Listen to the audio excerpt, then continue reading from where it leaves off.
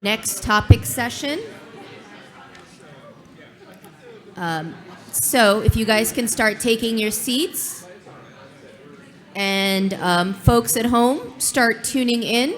Our next topic session is going to be behavior and psychological symptoms.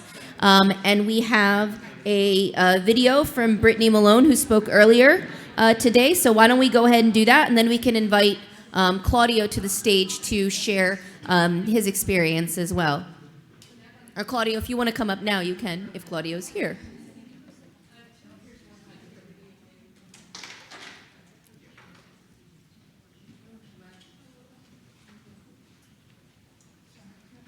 Hi everyone, my name is Brittany Malone. I'm the mom of Madeline Malone. Maddie is 7 and was diagnosed with SSADHD at age 4.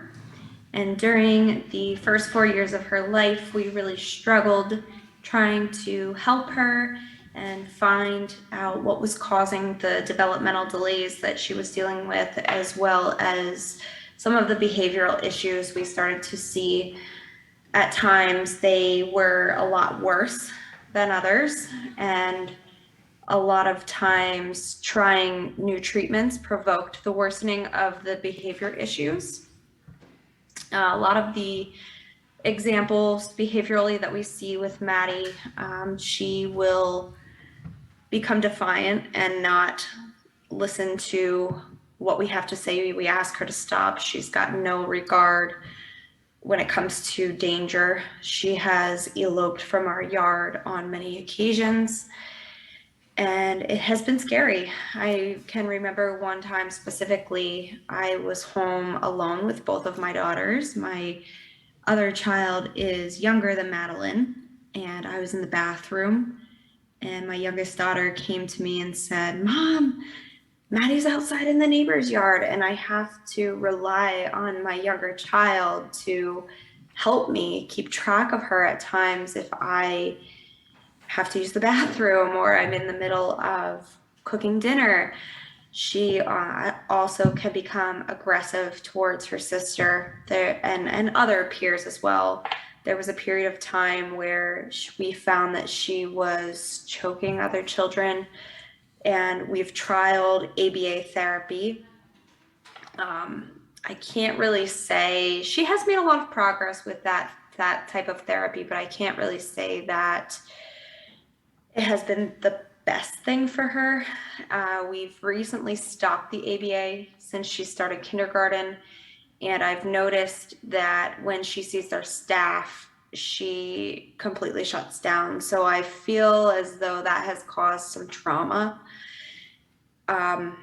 We're still seeing a lot of the behaviors where she becomes impulsive, and we just can't get anything done. She cannot be left alone at all. She will get into our cabinets. There was a morning recently where my husband and I did not hear her wake before us, and he went out to find multiple jars of spices all over the kitchen. And she does not realize that she's doing this or that it could be dangerous.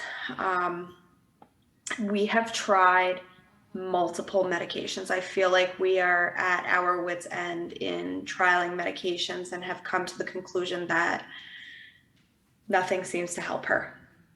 We've started her, when we first started seeing a lot of the hyperactivity and the impulsiveness, we started guanfacine, and that medication would make her very tired, and she already has these sleep attacks, so to speak, where she will just fall asleep in the middle of activities, which is a common symptom of SSADHD. We also have trialed Adderall as well as Ritalin, and with both medications, it lasted about a week where we had to stop it immediately because Madeline was hallucinating. She was becoming violently aggressive towards people, including teachers at school. And then we went from those two classes of medications to risperidone. And I was not a big fan of the symptoms that can be seen with the risperidone and having to monitor blood work. However, that medication has made a slight difference where we notice when she does not take it, there's a huge difference in her behavior. However, the impulsiveness and hyperactivity has not decreased. Recently, we've reached out to Dr. Pearl. We did trial the Strattera, and with that, we saw similar behaviors as to when Madeline trialed the Adderall and the Ritalin.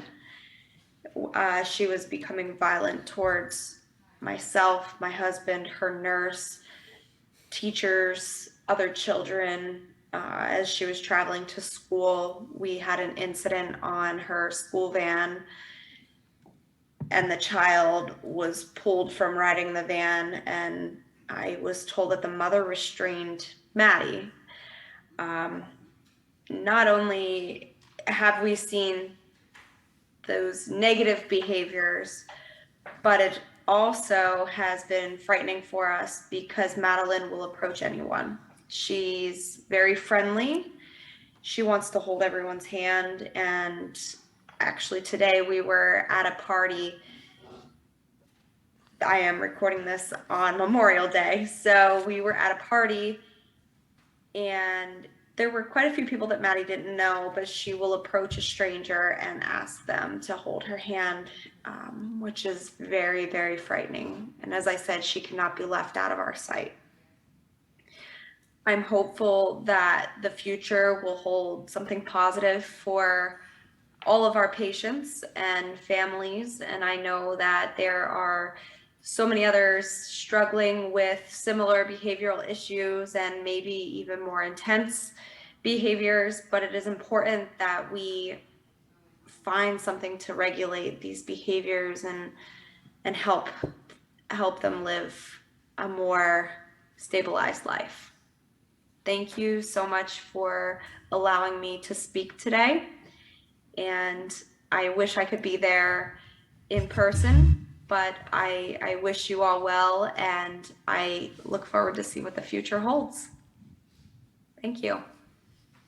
Great. Thank you to Brittany, if you're still out there. Now I'm going to ask Dr. Claudio Cinquemani, is that correct? To share a little bit about his story with behavioral symptoms. Sure. Good morning, everybody. My name is Claudio Cinquemani. I'm the father of a 9-year-old boy, Dario, and he has SSADH deficiency. I'm also the founder of the German SSADH Association, and I represent the vast majority of the known patients in Germany, which is only about 10. Also, I'm a scientist, and from that combination comes my strong belief that a therapy for the cerebral disease is underway. Patients are very supportive of this development, and amongst other symptoms, we hope that behavioral issues will be at least milded by a treatment. I'll focus on my son today, but I'll mention some commonalities we observe in our members in the association. Dario developed from a non-walking, non-talking 3-year-old boy to a now 9-year-old boy that runs around a lot and can voice his basic needs, at least to the ones that are close to him, so that's his parents, grandparents, his 4-year-old sister. To a lesser extent, he can voice his needs to teachers and to other ones that don't know him, and that comes with a lot of frustration. Friends are now an issue to him and to us. Dario has basically no friends. Sometimes neighbor kids tolerate him, but he does not really get involved into play. Dario cannot really follow games rules. He cannot concentrate on a thing, actually apart from watching cars passing by. And he gets distracted by sounds, by light, by movements, basically by everything. And yeah, in this way, he's actually never really absorbed by any activity. He keeps asking what will happen now, what will happen in 10 minutes, what will happen after lunch. And so he never really lives the moment, but somehow tries to escape from it, we've got the impression. And then if we tell him the exact plan for the next 10 minutes for the entire day, he will still keep asking, sometimes 20 times, sometimes 50 times. And yeah, he's very repetitive in his asking, in his doing.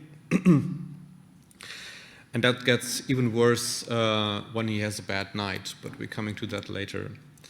But sleeping badly potentiates the behavioral problems we see. We are very worried about his future and actually the future of our entire family. But from my point of view, I would say that if he could get a better sleep, if he would be able to focus, if he would be able to concentrate on a thing, if he could speak better, this would be a major forthcoming for him and for us as well. I know this is also true for many of our German members in our association. Having said that, I'd like to stress that the range of behavioral issues that I see in our members is very, very broad. I know of hyperactivity, which is not true for Dario. I know of aggressive behavior, which is not true for Dario. I know of obsessions about food, which is not true about Dario. So I know, however, young adults that are locked in behavioral traits of a 3-year-old child, basically. All of our member kids have difficulties with focus, with concentration on an activity, and everything takes them ages to learn, if ever. So a lot of frustration comes into play there as well, which is also true for us parents. And I so far didn't know any patient that does not live at their parents. So you're giving me hope, Carolyn and Brad. Well, due to the behavioral issues I talked about, this is an extremely tiring, ever ongoing situation for us parents, and we're looking forward to medication that can bring at least some relief to our kids, but also to all the families. And thank you for giving me the opportunity to talk here. All right, let's thank Claudio for his contribution. And so we're going to let these discussions sort of prompt our, segue into our polling portion of the behavior and psychological symptoms session. So what we are going to do is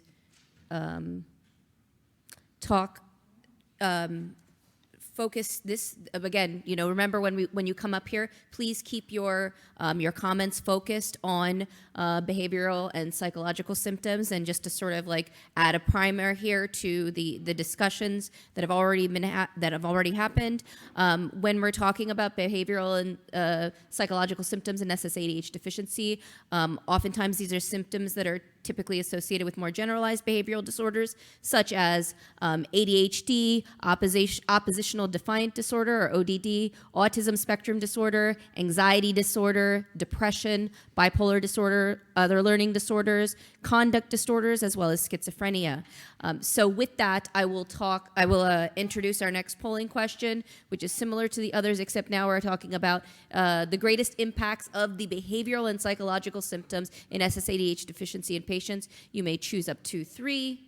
And so we'll give you guys a minute to start filling in, and then we will lock up the poll, and then we will bring the discussion. While we're doing this, I want to encourage the conversations that we've had thus far have been fantastic, and thank you so much for the participants in the audience kicking it off. I would love to continue to hear from you, as well as some other folks who haven't spoken. We want to get a diverse range of experiences, and this is, during each of these sessions, this is the time to discuss it. So, please feel free to come up and share your story, because it's really, really important for this purpose here today. So 5 more seconds. And let's stop. Okay, so what we see again is this impact on independent activities. We see social interactions as well as executive functioning, including decision-making and task completion. There's also effects on school and work performance, mood, as well as effects on the overall learning environment, as well as safety concerns. So let's invite some of our audience participants to come up here and talk a little bit about behavioral symptoms. Do you want to go ahead and start? Because you were mentioning it before with the anxiety, right?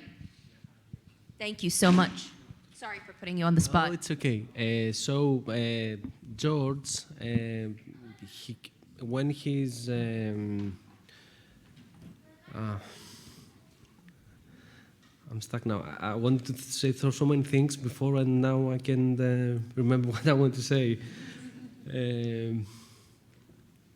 Well, I remember you were mentioning anxiety, and he was having a lot of fears earlier. Yes, okay. George, he has always the fear of something will happen to him, or with the sudden noises of the crowds that he's going through.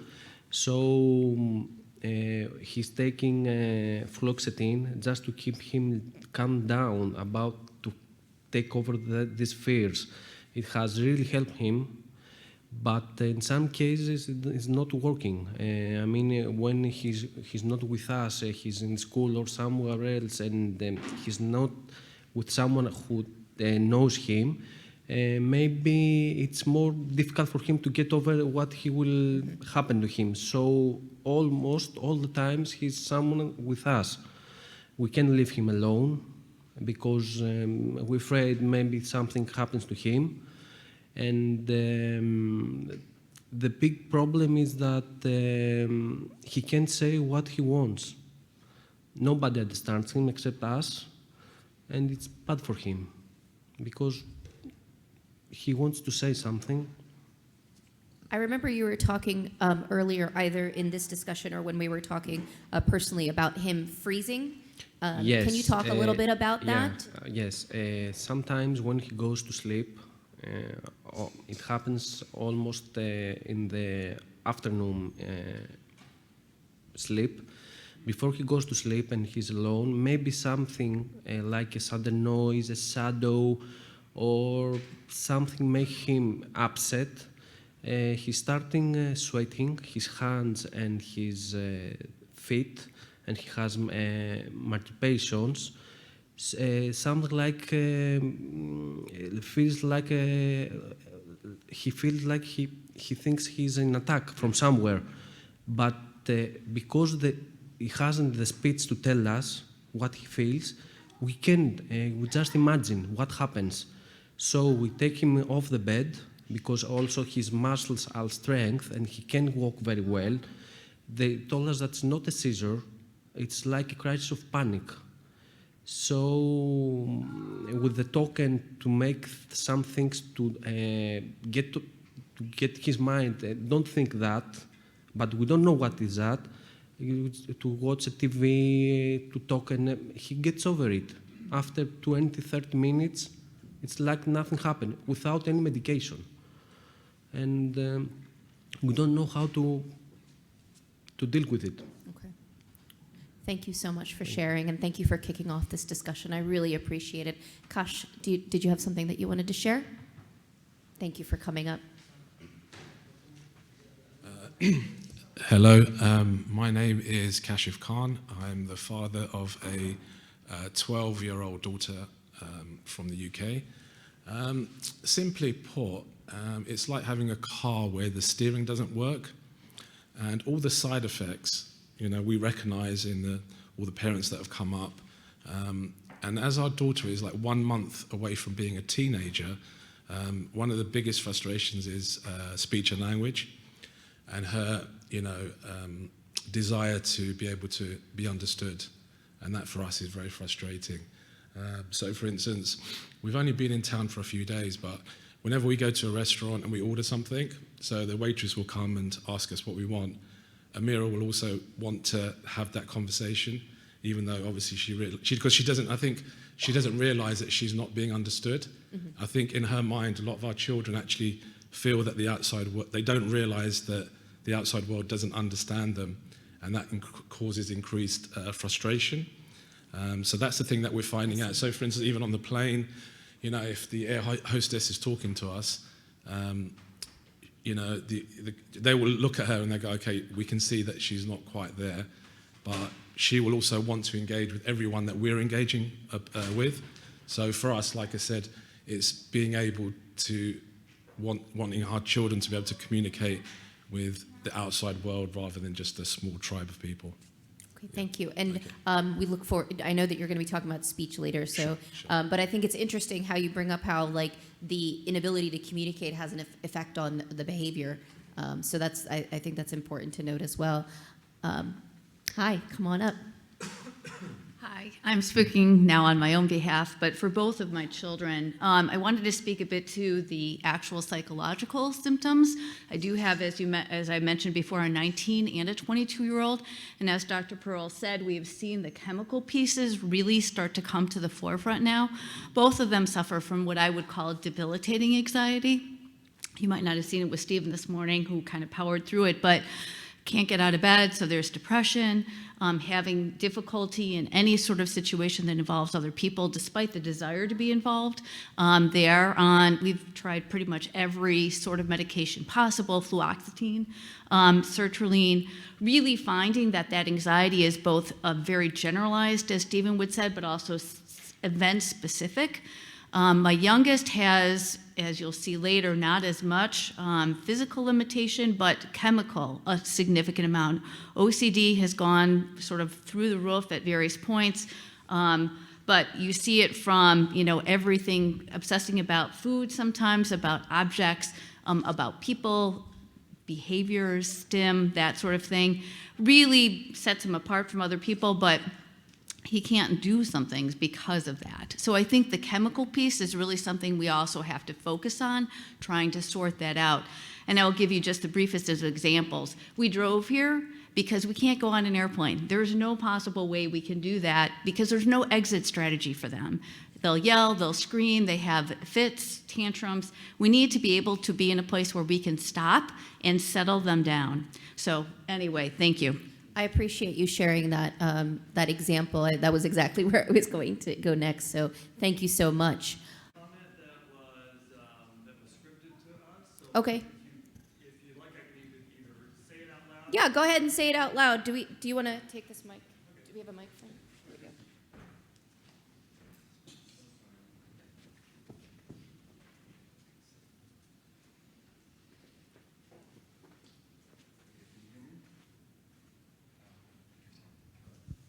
Are we on? Okay.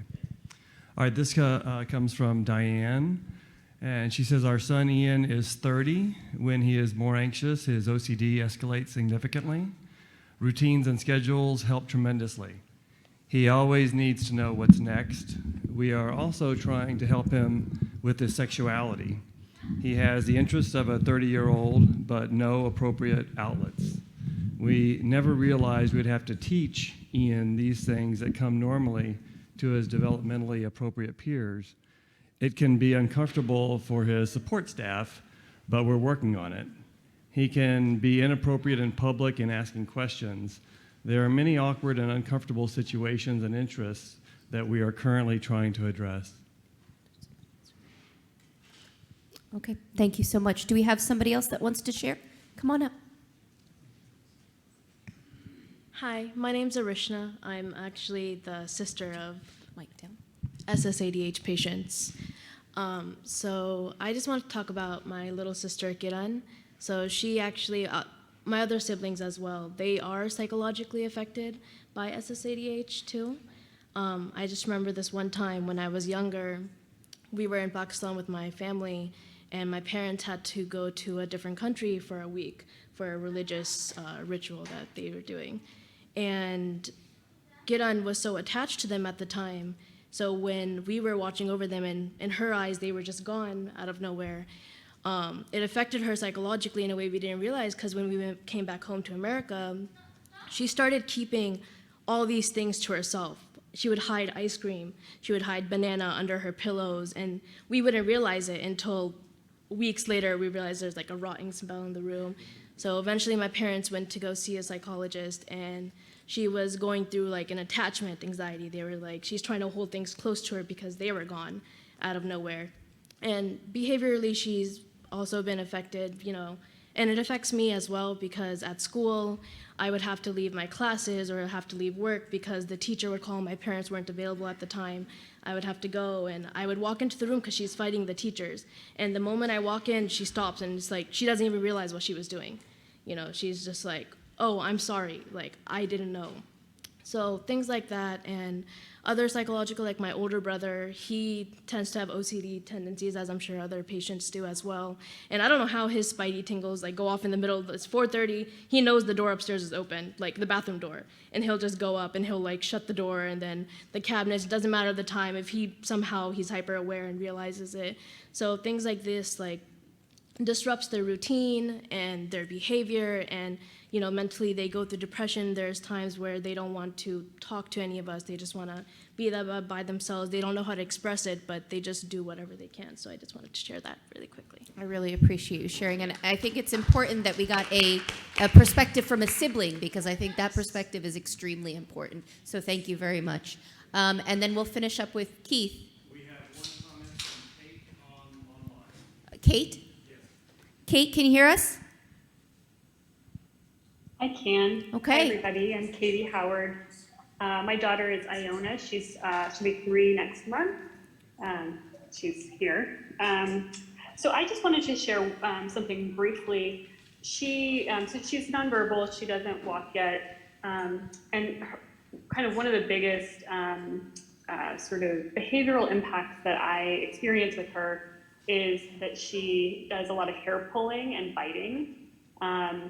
And so really anytime she is excited, overstimulated, too tired, wants something that she can't get to, or for no reason that is discernible, she will bite me. And so, you know, or she'll pull my hair. And so the impact of that is, you know, really hard when you're a parent, because you love your kid and you want them to be close to you. But if someone is physically attacking you, it feels like an attack, right? So, and because she doesn't have many communication skills and isn't really able to follow instructions, there's not a lot of ways to easily redirect her. So I think that's just what I wanted to share.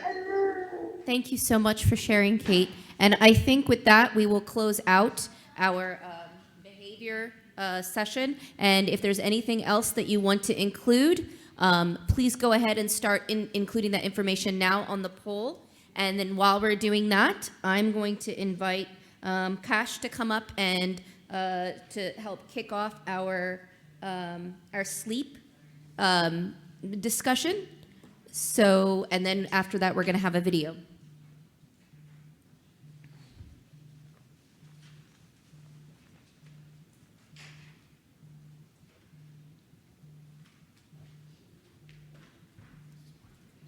Yeah, that's perfect. Thank you. If you need some more. Good morning, all. Firstly, I'd just like to say what a pleasure it is to be invited today by Alice and Carolyn to basically share our experiences and the impact it has on our daily life. My daughter is 12 years old and she was diagnosed with SSADH at the age of 5, so we got quite a late diagnosis. So as we know, it's already been discussed, I've been hearing this a lot, but sleep disturbance is seems to be one of the main traits that a lot of parents have been sort of mentioning as well. So I just want to talk about our sort of family journey and the difficulties that we have in our sort of just daily life with regard to this particular aspect. So I'd like to talk about the early years. So this is years 1 to 5. So this was pre-diagnosis. So Amira has an elder sister who's 3 years old. So we knew what it was like to parent a neurotypical child. So, one thing that was very obvious when Amira came along was how profoundly different our experience was with Amira when, comparing her to her older sister. So I've listed down some of the traits because there was a lot of them. Essentially, one was always a general restlessness at night. So there was, it always felt like Amira's body was always moving, so either side to side, or she would always be kicking her feet. She would constantly pull her hair, so almost as if she was pulling her hair to find some kind of comfort, to maybe help her sort of relax. There was constant sucking of her thumb.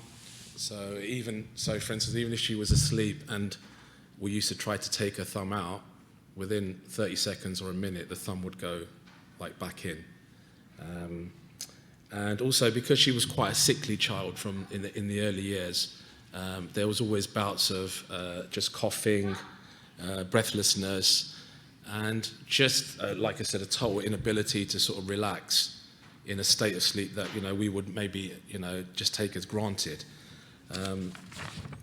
So then we have years 5 to the present day. So let's call it the post-diagnosis years. So Amira was diagnosed at the age 5 by Great Ormond Street Hospital in London.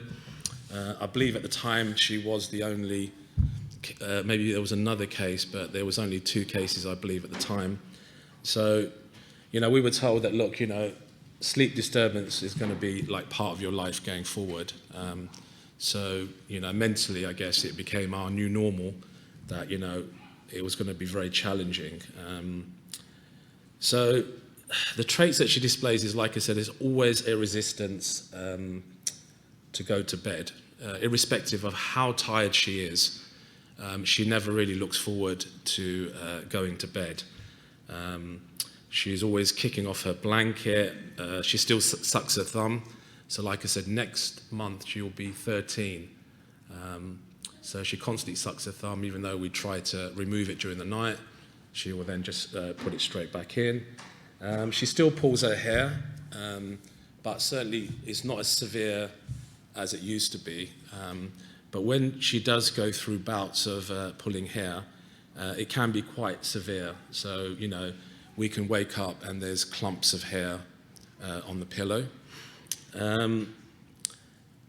Other things are she's a very, very noisy sleeper. It's almost like there's a sort of a humming or a murmuring sound that she makes while she sleeps.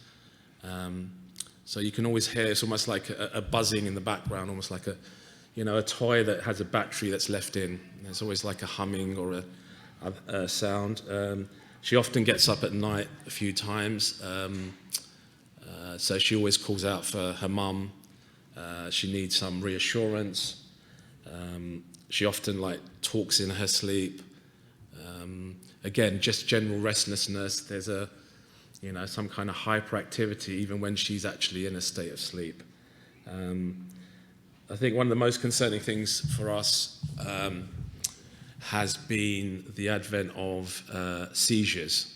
So from the age of 9, she started suffering from seizures. Prior to that, there was no sign of it. But we were told, that you know, when she was diagnosed, that seizures affected 50% of patients. So, you know, it was something that was on our radar. We did fully expect it to happen. But I think what made it complex for us was that every time she had a seizure, it's always at night. So I guess it just added to our anxiety and not knowing if she was going to, you know, wake up or even, you know, have a seizure in her sleep and we wouldn't know about it. So yeah, that's kind of added to the stress. But now she's on medication, so the seizures hasn't been an issue. So to date, she's had about 8 seizures, all during the night time. But she hasn't had any seizures for probably going on to about 12 months now. There's some other sort of strange things. For instance, like a couple of years back, we had a heat wave in London, which is very rare. So we had a vertical fan that we placed beside her bed. And since then, whether it's in the summer or in the winter, she insists on having the fan next to her bed. So she must obviously seek comfort from the white noise. But again, you know, like, she doesn't ever seem to be in a deep state of sleep. So when, you know, obviously the colder months came and we tried to adjust the fan down, it's like she would always be aware, whether it be 2 o'clock in the morning or 5 o'clock in the morning, that someone's turned the fan down. So they have this hyper awareness about the space around them.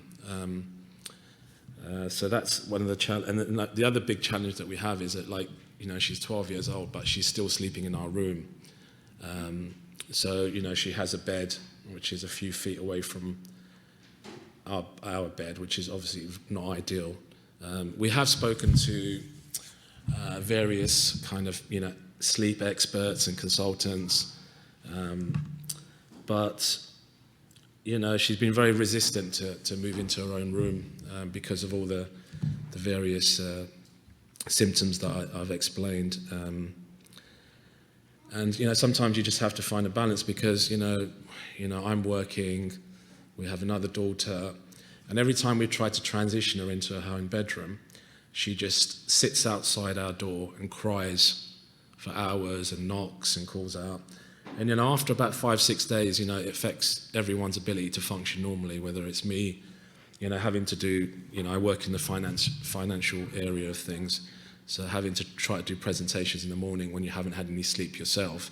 So you have to balance your own welfare and sleep deprivation with, you know, trying to move a child or make your child more independent, but still having to, you know, face all these difficulties. I mean, we're going to have another crack.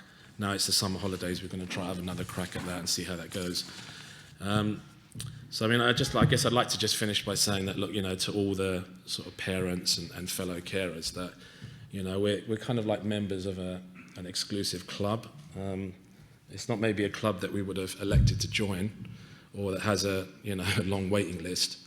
But, you know, we have been chosen to be part of it. And I think that, you know, what unites us all really is that, you know, it has given us a strong sense of duty and purpose in our lives. And I guess where there's purpose, there's often, you know, there is meaning to be had.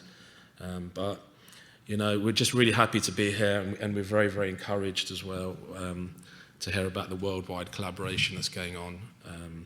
And we're just hopeful that this will lead to some kind of better management of the condition and also the quality of life for our children. Thank you.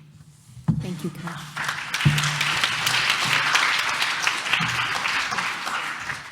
And we are going to watch a video on another parent experience with sleep.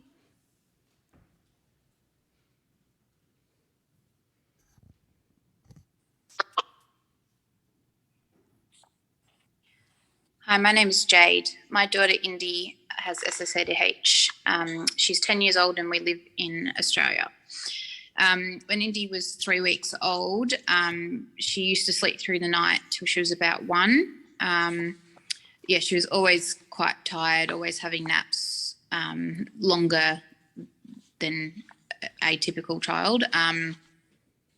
She would often fall asleep in the high chair, on the ground, in the pram a lot of the time. She's a very quiet, placid, easygoing baby. When she was around 3 and 4, she attended early intervention, which is a program for kids with special needs, and they attend 2 days a week. And she also went to regular kinder with an assistant aide. And again, she would often fall asleep on the ground in the playground. Kids would be walking around her. And yeah, it didn't faze her. She would just be out for about an hour. And yeah, sometimes the teachers had to wake her. We do blood tests every 6 months to see how she's going. Usually just her zinc levels are low, but otherwise, yeah, everything else is great. She usually has a multivitamin and vitamin C and zinc and everything like that every day. When she started school at 5 years old, she would go usually have naps there as well. That sort of phased out, I think, towards the end of prep. Towards when she was 6, then she would be able to sort of stay awake the whole day. At night, we do struggle a lot. We do give her melatonin before bed. We do the magnesium flakes in her bath every time she has a bath. She does wake a number of times during the night, usually around that 2:30 to 4 a.m. mark, and we do find it hard to sort of settle her back to sleep. She does stay in her bed, which is really great. We do ask her if she needs the toilet, which she usually says she doesn't. We do find it pretty hard to sort of get her to wind down. She does, kick the walls, she yells, wakes her other 2 sisters up sometimes. If it's usually before 3 o'clock, we do give her another dose of melatonin just to sort of see if that helps settle her back down. Sometimes it works, sometimes it doesn't. She has been on melatonin for a while. But yeah, we just don't know what the cause of her waking is. She can't communicate to us how she's feeling, or if she's had a nightmare, or if she has a tummy pain. She can't tell us any of that. At the moment though, she is actually sleeping till 6 a.m., which is not heard of. That's just because she's getting over pneumonia. So obviously her body is quite fatigued still from having that. So that's actually been amazing for her, and to get that rest that she needs every single night. She is a light sleeper. Every time I go in at night before I go to bed, to put her blanket up on her, give her a kiss. She sort of stirs and, usually wakes sort of a bit dazed, and then, does settle back down. She's quite restless too. A lot of throwing her arms around, her legs around, tossing and turning throughout the night. Sometimes she does fall out of bed. We do have a crash mat, so that obviously helps. She is quite restless at night. She likes to sort of repeat phrases or words when she's awake in the middle of the night too. One of them is she likes Andy Davis from Toy Story movie. So she's like, Andy Davis, Deeper Davis, and likes you to repeat that constantly as well. And it's almost, if you don't say it, then she won't sort of, go off back to sleep. And so that makes it hard as well. We try to sort of limit that interaction as well, because, it's the middle of the night, and we find it quite hard because it's something she has to do. She does have OCD tendencies in other ways in her routines and phrases and sayings that she says. So that makes it quite hard. We do see a behavioural paediatrician who's recommended a few different medications that we've trialed, risperidol, some, I think it was anti-anxiety medications, and they all had sort of really bad side effects. So we took her off those. Yeah, she does have Osmolax and Duralax to help with constipation as well at night. So we're not sure, if, any of those cause any issues. It's, really hard to sort of say. We haven't done any sleep studies or anything. Indy just wouldn't cope with doing one of those. So yeah, we sort of don't know how her sleep patterns are. But yeah, that's just a little bit of an insight into Indy's sleep patterns. And yeah, I hope you have a little bit of an understanding about how hard it is with kids with SSADH and their sleeping. And yeah, that's all. Thank you for your time. Bye. All right. Thank you so much to Jade if you're out there. So we will start to let this lead into our polling session on sleep, just as again, to sort of continue this conversation when we're talking about sleep.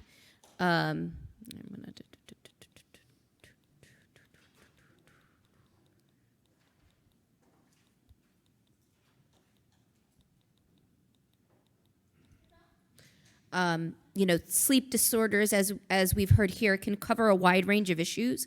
And I know we talked about problems both falling asleep as well as staying asleep, but it could also range to sleep attacks or sleeping uncontrollably, as well as sleep disordered breathing. And so these are just a few of the topics that we can discuss, and as well as the effects that this lack of sleep or these sleep attacks have on daily life. So we'll go ahead and start the polling.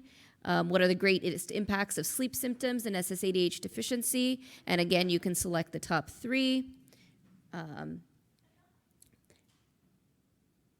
As you are thinking about, your participation in the audience discussion, again, please feel free to share your unique experiences. I encourage anybody that has not spoken yet to come up and share something, as well as folks who have already said something.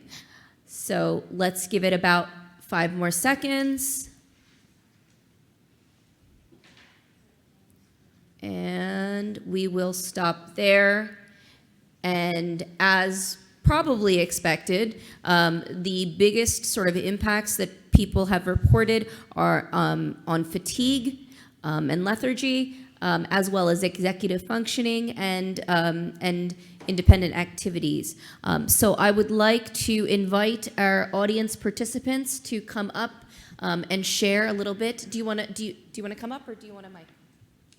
Okay. And if you don't mind introducing yourself, that would be great. So my name is Erin, and my son is 13 years old. And I just wanted to talk a little bit about how sleep has always been an issue for us. As far as falling asleep, if he doesn't take medication, he wouldn't fall asleep. He currently takes clonidine and melatonin and Abilify before bedtime. And without those medications, he would stay up all night. He still does get up frequently in the middle of the night, and he will grind his teeth at night. He sweats at night, twitches, moves around a lot. We aren't able to have him sleep alone. He has to sleep with either myself or my fiance, because we're afraid that he will get into something in the middle of the night if he does get up and we don't hear him. There was a time when he did get up and he went into the kitchen and turned on the sink, and there's like that little sprayer on the sink, and he sprayed at the kitchen floor, and he sprayed it enough that there was like standing water in our kitchen, and he did that in the middle of the night. So definitely affects our quality of sleep when he wakes up in the middle of the night, and trying to get him back to sleep, and then just it's every single night. It's a struggle, and I'm tired the next day, and I still have to work the next day, and I'm sure it's hard on Jaden too, because he's not getting good sleep either. So But yeah, I just wanted to share that. Okay, thank you so much for sharing. Come on up. And if you don't mind introducing yourself and your child too, that would be great. My name is Courtney Davis. Our son Minor is 6. So when he was really little, he slept all the time. He was only awake for about 30-minute intervals, and then he would sleep for about an hour, hour and a half, wake up for another 30 minutes. We were doing lots of therapy, physical therapy, and that affected him because he would fall asleep during therapy and didn't get the quality of therapy that he needed. Of course, you have appointments, so you can't change that. It was what it was. He fell asleep almost every therapy session, and now he has sleep attacks still at 6. It affects us all, really. He falls asleep while he's eating, and after school, he's really hungry, so his favorite restaurant's Chick-fil-A. So we drive through frequently, too much. I won't admit how much we drive through. And he falls asleep in the car. And so if he's eating his nuggets and he falls asleep, then it not only affects him, because I'm afraid he's going to choke, but also the driving, because I'm turning around, shaking him to make sure that he stays awake on our drive home. We have about 45 minutes home. The school once called 911 a few years ago, 2 years ago, because he fell asleep. It gets worse when he has like allergies, and we live in Texas, so allergy season is 12 months out of the year. They called 911 because he fell asleep after a long day of school. They could not wake him up with a sternum rub when the ambulance came. When he got to the hospital, everybody was waiting for him because they had this 4-year-old patient that, had crashed, and they couldn't wake him up and all this, and he suddenly woke up and said, "Hi." He was okay. I gave everybody a really big scare. A few weeks ago, we went to the Grand Canyon, and he fell asleep. We took a big train ride, fell asleep at the top, and we didn't get to do much but sit on the park bench for about an hour and a half while he rested. He misses out too, because not only are we missing out, he's missing out on experiences. We were Christmas shopping this year, and he fell asleep at the register in the middle of the mall. And as you can see, I'm not a very big person, and he's getting bigger and bigger, and I had to carry him across the mall all the way out to like the very, very end of the parking lot, because it was Christmas season, and it was really hard on all of us. When he was little, we had a stroller, but now, of course, he doesn't want to ride in the stroller, and it's hard. My daughter has soccer tournaments. Sometimes I have to miss the games because he has to take his rest time. Anyway, and then he falls asleep at school, which he misses out on school instruction. So it's just really hard on not only him, but us as a family, and I just wanted to share. And also it can be dangerous with the eating, so anyway. Thank you, Courtney. I think I've heard one of the things that we don't have, oh no, actually we do. But I think with both speakers, we've heard at least allusion to safety concerns. Does anybody want to speak to that? Do we have somebody? Yes, we have a comment from Pablo. Okay. Are they gonna? Okay. Pablo, are you there? Yes. Yes. Hi. Hello. This is Pablo Diaz, father of Samuel, who is 7. He's a SSADHD patient from Spain. First of all, I want to thank all the organizers, families, sponsors, FDA, and all other participants to make happen this very enriching experience. Even if I have felt identified with many of the experiences shared, my experience with the sleep disorder of my son are a bit different, and that's why I wanted to share a problem with the sleep disorder of Samuel. He sleeps very soon when he goes to bed, and sleeps quite well during some hours. The problem is, doesn't matter the time he goes to bed, he wakes up very, very early every day in the morning. So that's really affect our social life, because we can have to be at home very early every day, and more importantly, my son is always never asleep, enough time, and he's really tired during the day. Very, very early in the morning, he starts to talk on his own, like imagining his adventure, thinking about the cartoons he's watching at the time or whatever, and when he wake up us, it really affects all the family. Moreover, he has got bruxisms and he grinds his teeth when sleeping.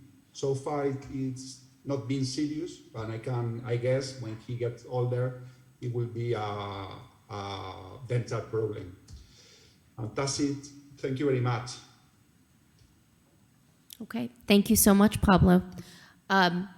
So if anybody wants to comment on, go ahead, come on up.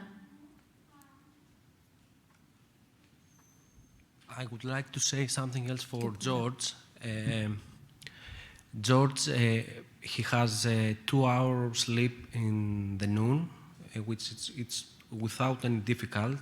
But in the night, he wakes up about 3 hours. He's going around the bed without sleeping. Also now, because he's 13 years old, he has started sexual activity. So we have been to a specialist for that because we have starting sexual education with books to know his body, what to do about that, how to handle this. And the problem is that the hours that he's wake up, we don't want to bother him. So we just watch him with the camera, what he's doing. And we're worried that what can we do else to help him to get asleep? Because we tried melatonin but for 1 year, but it didn't help him. I think probably the fluoxetine has helped him a little for the sleep, but it still remains the 3 hours that he's wake up. That's all. And so about how many hours a day does George sleep? 2 hours in the evening, and from 10 o'clock to 2 o'clock, it's 4 hours more, and then to 5 to 7, let's say 6-7 hours a day. Okay, thank you so much. I appreciate it. Go ahead, Derek. So again, Derek Irvin. Anna, sleep has always been a challenge, as it is for most of us, but we have had to get a tent bed. Anna will not stay in her bed, as some of the parents have already shared, getting up. But she, falling asleep is mostly the concern. And so we've had to stay in the bed with her. She sleeps in our room as well. Just because of that, she's now she's figured out how to get the zipper undone. And so other than locking her physically in there, which wouldn't be safe. So she is now in our room. So Cash, my man, wherever, yeah. All the challenges that presents as well.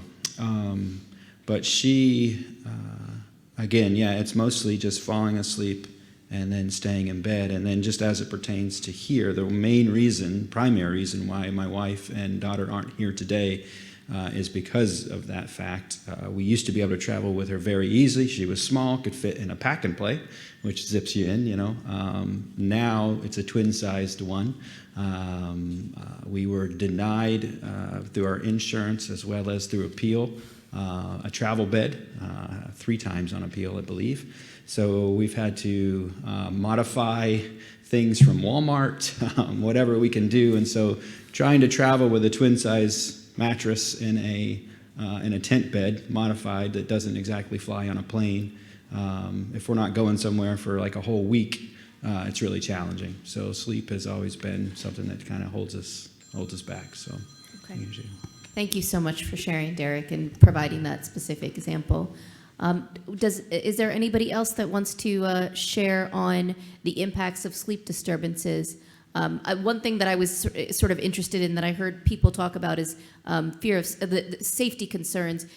So that's something I would be interested in hearing, but you guys can talk about whatever you want regarding sleep. Come on up. And you can pull the mic up if you need to. My name is Azim Siddiqui, and I'm a father of 3 kids, Daim, Kiran, and Sahar. They has a SSADH. I want to talk about the sleep. I don't know, either they sleep too much or they don't sleep enough. So it's changes on their mood. So sometimes we think that they are sleeping way too much. That is supposed to be. Sometimes they are not sleeping at all. So my two daughters has no problem other than the Kiran. One time, in the nighttime, we found I found the big bang, and I woke up and see what happened. So I found her from upstairs. She rolled down to the stairs and all the way to the downstairs. She's laying on the floor. So I believe she walked in while sleeping, and then she just fall down right there. And the main concern is my son Daim with the sleep. He does not sleep in the nighttime. Okay, so he has to go and work early in the morning. So I tell him that, hey, you need to go early, you go to bed and sleep. So we go in our bed, and in the middle of the night, we hear the TV, and he's watching TV. So we say you can. So he couldn't sleep in the nighttime, and then he's up almost all night long watching TV, and he feels tired in the morning, and it's hard for us. So we got to keep an eye. Or even though he goes to sleep, but in the middle of the night he wakes up, closing the closets, closing the doors, in the kitchen, eating, so maybe in the middle of the night right there. So, but on the other hand, that he is so much sleepy. Anytime he's sitting next to me when I'm going somewhere driving, he's knocked out. So it makes me sleepy when I'm driving. He's sitting right next to me and he's sleeping. So I say, Daim. And he's completely just, sometimes he's sitting on a sofa and he just knocks out. I don't know, he's tired because he's not sleeping at night. And it frequently changes. Sometimes he sleeps a lot, sometimes he does not sleep at all.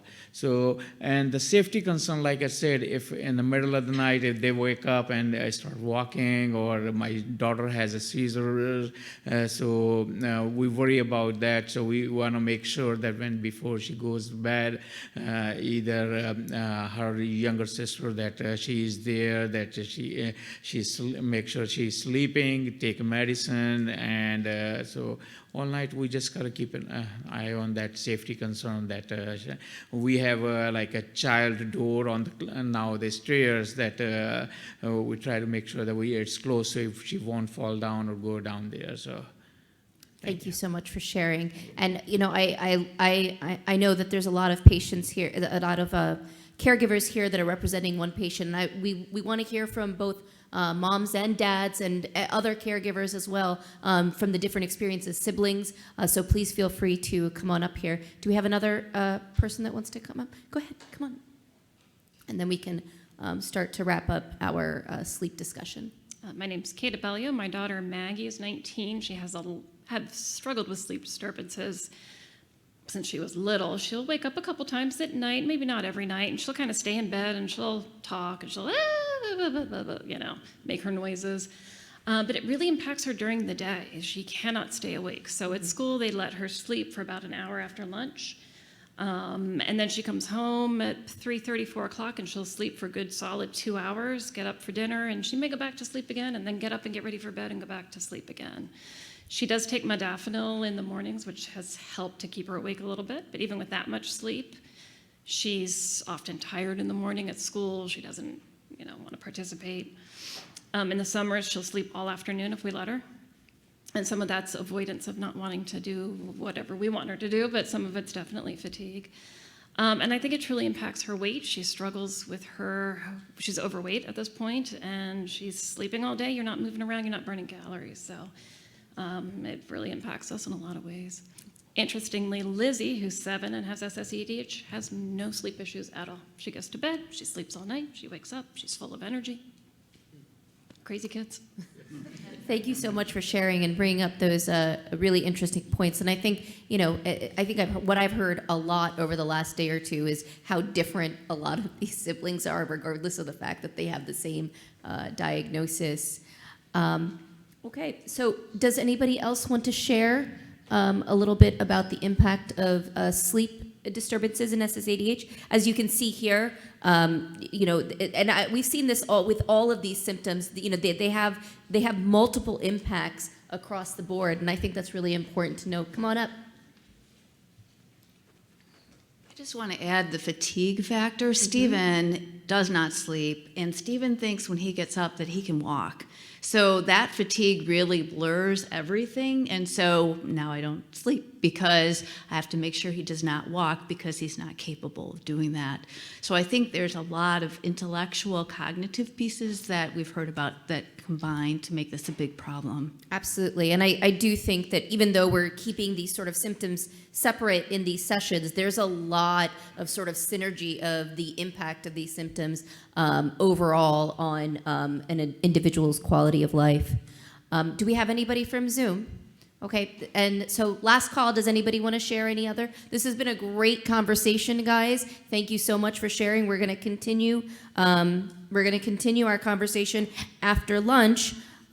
So if we're okay with this, we're going to go ahead and introduce our next speaker to close us out before lunch in our next session.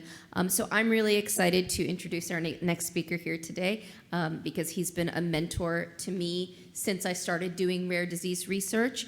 And of course, I'm talking about Dr. J.B. Roulet, who is a professor in the Department of Pharmacotherapy of the Washington State University College of Pharmacy and Pharmaceutical Sciences.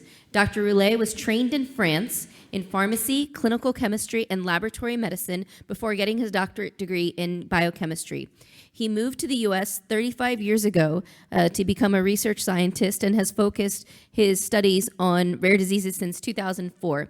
He is currently an investigator in the SSADH deficiency natural history study.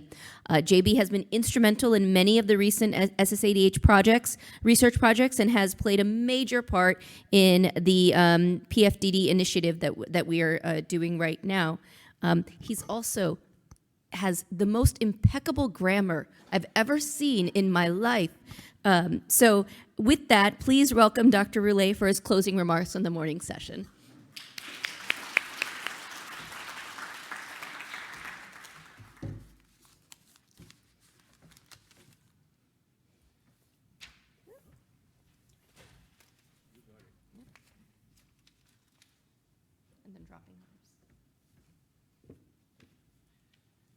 Well, thank you, Musumi, and thank you everyone for sharing this morning. I was told to be very brief because now comes lunch. So that's it. That's my closing remark. But briefly, I was struck by the diversity of symptoms that are presented and impact the life of your children and your loved ones. And I was reminded, because I participate in the natural history study, which is a longitudinal evaluation of patients, that today is only today. And when a cure or a treatment is going to be tested maybe in 5 years from now, your children and or your loved one will be 5 years older. And so the analysis that we saw today about what is most important for you may change in 5 years. And so I think it's important for you to consider that and remember that things can change. And my point here is that the first slide that Musumi presented said it's a one-time option for you to voice your concerns and your perspective on the disease. Well, I don't believe that it's a one-time. I think in 5 years from now, if we think about 5 years when the next clinical trial on enzyme replacement therapy comes up, things may change. So I encourage you to consider keeping the communication with the association, your representative, and with the scientist and the clinician continuously. And so I'm not suggesting that we should repeat that every year, but there are ways to engage in monitoring those important aspects of the condition. And one way is to respond and communicate with the association or the patient advocacy groups. Others are, Dr. Pearl talked about the Red Cap survey and the surveys that come up. So consider really engaging into those surveys. I know that Caroline also sends out some requests, so just be aware of those. And finally, and this is promotion now, because I'm very engaged into the natural history study and our international consortium looking at the longitudinal aspect of the condition. I engage you to consider enrolling in the study if you have not done that already. And so all this will be put in place, but it's a moving target because what we learned in the natural history study, and Dr. Pearl alluded to that, is that things change over time. GABA goes down, GHB goes down with age, seizures seem to occur more frequently at an older age. So what today is most important for you and for us may not be true in 5 years from now. So that's all what I wanted to say, and I hope you enjoy your lunch.